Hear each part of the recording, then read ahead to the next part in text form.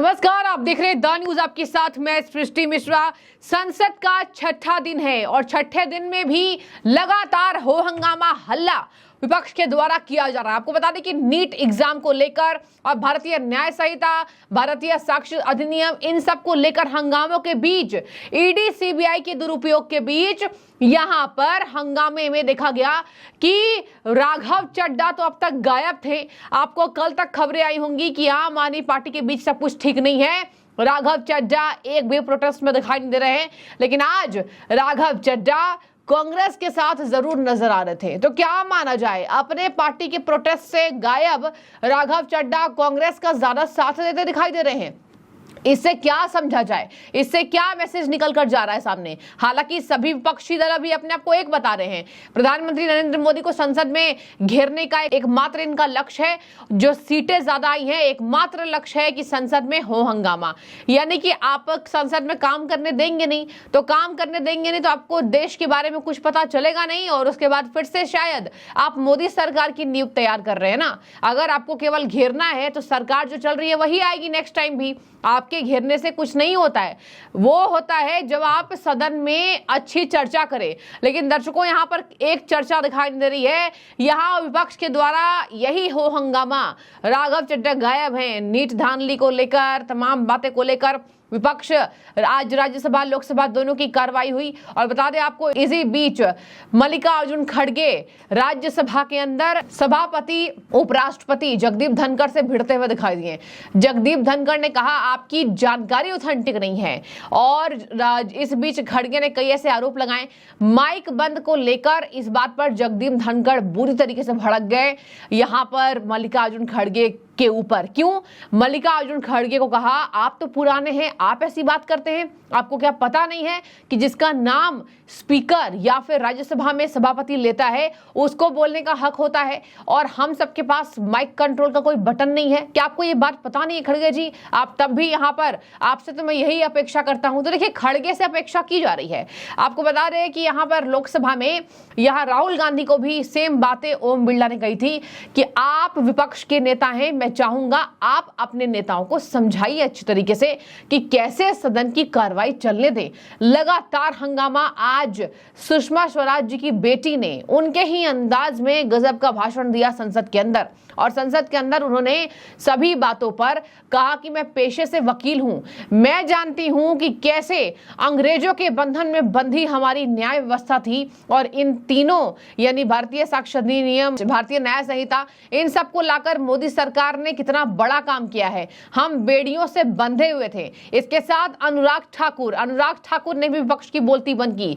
कहा विपक्षों ने केवल गरीबों का शोषण किया है और केवल किसानों के मुद्दे को लेकर ये जानबूझकर जनता के सामने ये मैसेज देना चाहते हैं कि हम आपके सगे हैं, लेकिन ऐसा कुछ नहीं है। तो देखिए, यहां पर लगातार हो हंगामा दर्शकों, विपक्षी पार्टियों का नीट परीक्षा को लेकर, ईडी सीबीआई के दुरुपयोग को लेकर, जो सो कॉल्ड वो कहते हैं कि ईडी सीबीआई का दुरुपयोग हो रहा है। देखिए, सबसे बड़ा सवाल है जांच एजेंसियों का दुरुपयोग। जिस तरीके से ईडी का, सीबीआई का खुलेआम दुरुपयोग हो रहा है और विपक्ष के नेताओं को टारगेट कर करके जेल में डाला जा रहा है। अरविंद केजरीवाल को जेल में डाल दिया गया है, उनके खिलाफ कोई सबूत नहीं है, और आपने देखा कि ईडी कोर्ट ने उनको जमानत दिया तो दो बड़ी बातें उसमें कहीं। एक तो अरविंद केजरीवाल निर्दोष हैं, उनके खिलाफ कोई सबूत नहीं है।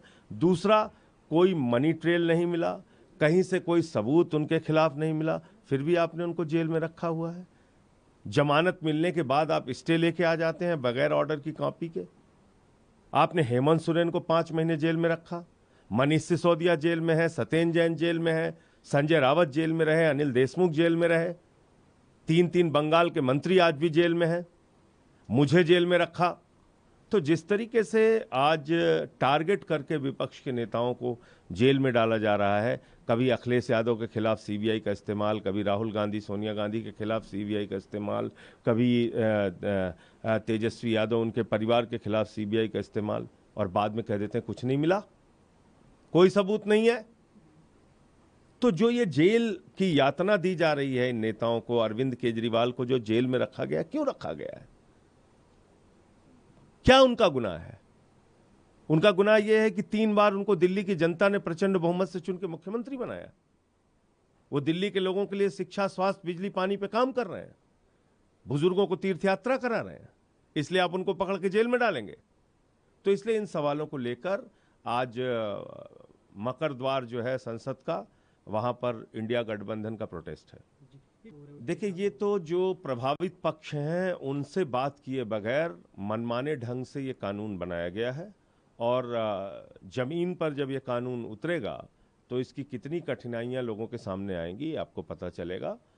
ये एक तुगलकी फरमान है, जैसा हमेशा बीजेपी करती रही है, वही काम इन कानूनों के साथ भी किया है। आप देखिए, ईडी के शिकंजे में है, अब सीबीआई के शिकंजे में है अरविंद केजरीवाल, और इसी में जब जमानत नहीं मिली, जब लोअर कोर्ट से जमानत मिल गई थी, तो संजय सिंह कह रहे हैं कि ये देखिए लोअर कोर्ट से जमानत मिल गई लेकिन इन्होंने अड़ंगा लगवा दिया, तो ईडी और सीबीआई का दुरुपयोग आप बंद कीजिए। इसी को लेकर संसद के बाहर हंगामा था।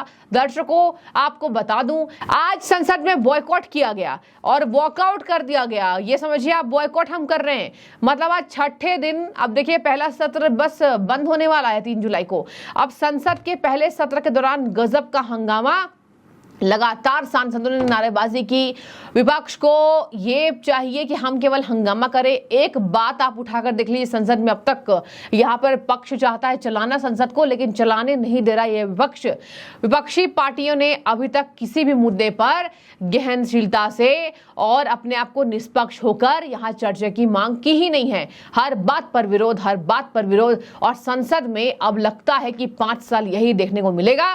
भारत की जनता संसद में अच्छी बातों की चर्चा के लिए तरसती हुई नजर आएगी। इसी को लेकर बासुरी स्वराज ने आज खरी खोटी सुनाई है। अब देखिए, यहाँ पर खड़गे की बात पे मोदी के नारे भी लगे, और कहा, पीएम मोदी ने छाती ठोककर विपक्ष को ललकारते हुए कहा था एक अकेले सब पर भारी है।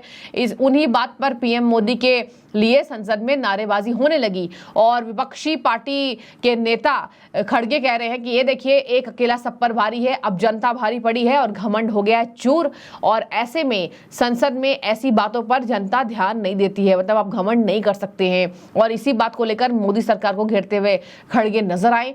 तब एक अकेला सब पर भारी जब उन्होंने कहा तो मोदी के नारे संसद के अंदर लोग लगाने लगे, सांसदों ने लगाया है। तो देखिए, यहाँ पर मूर्ति को लेकर भी आरोप, मूर्ति सही ढंग से रखा जाए। कांग्रेस अध्यक्ष खड़गे ने कहा, आप सब मूर्तियां लाकर मेरे गेट के सामने रख दिए, मैं तो रोज उनका दर्शन घर में ही कर लेता हूं। मेरा आपसे अपील करता हूं कि जो मूर्तियां हैं उन्हें उनकी जगह पर रखा जाए। संसद में सेंगोल को लेकर हंगामा, संसद में न्याय संहिता को लेकर हंगामा। खड़गे के आरोप पर किरण रिजिजू ने भी आरोप पर जवाब दिया है। कहा, सारी मूर्ति को उठा करके कॉर्नर में फेंक दिया गया। पुराना संसद एक राउंड शेप है, वहां कोई कॉर्नर नहीं है, वहां बहुत खूबसूरत स्थल पे जगह तय की गई है, पूरे सम्मान के साथ मूर्तियां रखी गई है। आज देश की कोई भी जनता संसद में आकर संसद को देखना चाहती है, वो सभी एक ही जगह पर देश की महान आत्माओं के दर्शन कर सकते हैं। किसी भी तरीके से ये गलत है। तो राष्ट्रपति को उन्होंने भले कहा खड़गे ने सबसे अहम हिस्सा है, लेकिन यहाँ पर हंगामा जबरदस्त देखने को मिला है। माइक बंद करने को लेकर जगदीप धनखड़ बिल्कुल भड़क गए। कहा, इस बात को क्या मतलब है, ये तो ऑटोमेटिक है। खड़गे जी, इस माइक को बंद करने का कोई अधिकार किसी को नहीं है। और अनुराग ठाकुर ने कहा, कांग्रेस ने गरीबों को और गरीब किया है। राष्ट्रपति के अभिभाषण पर धन्यवाद का प्रस्ताव भाजपा की तरफ से पूर्व केंद्रीय मंत्री अनुराग ठाकुर ने दिया। कहा कि कांग्रेस ने गरीबों को और गरीब किया।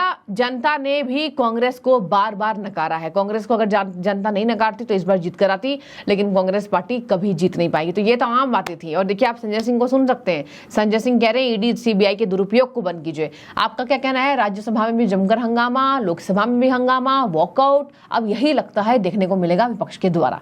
जो भी राय हो जरूर रखिए। शुक्रिया।